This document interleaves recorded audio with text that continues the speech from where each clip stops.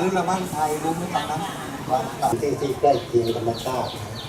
เอามาเอาเฟื่อนมาปล่อยเลี้ยงตามธรรมชาติก็ได้ทำจบตึงแต่งงาน1 6คือไม่รออะไรเลยบวชก่อนบวชก่อนนะบวชแล้วก็แต่งเลยแล้วก็มานี่แสดงว่าเวลาเราย่าคามาตามจำไว้มันอวบดีมันต้นใหญ่ภรรยาท่านอยู่ด้วยนะคุณพี่กินตนาครับตอนผมไปขออาจารย์ดวนครับตบมือถ้าไม่มาแล้วมันจะมาได้ไงที่จะไหนจบสถาปัตย์ทำทางยังไม่มีทางรอบใช่ปัญญาทำมาแล้วพยายามบอกมีจักรยานมาด้วยจักรยานให้2 1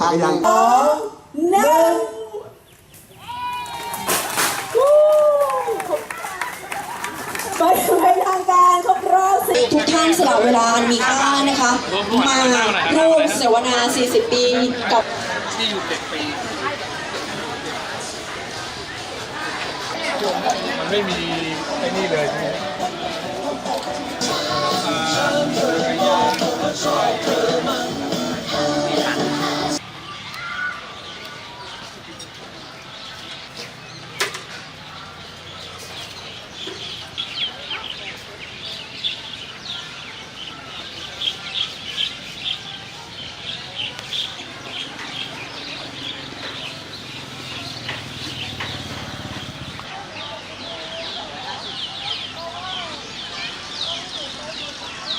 การกลับมาของลีเวอร์หาใหญ่บนเกาะกลางน้ำเด็กๆสามารถให้อาหารกระหังยีราฟและขาวม้าลายและอีกมาก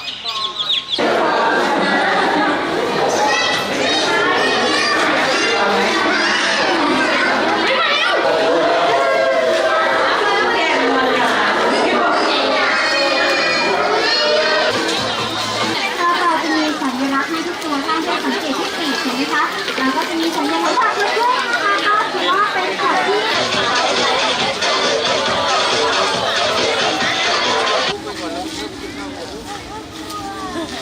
ไม่กัดหรอกไม่ถ่ายกันเลยไม่เอาจะไปทางนั้นขอคิดบ้าเดี๋ยวรอบต่อไปเป็นมูมันเนี่ย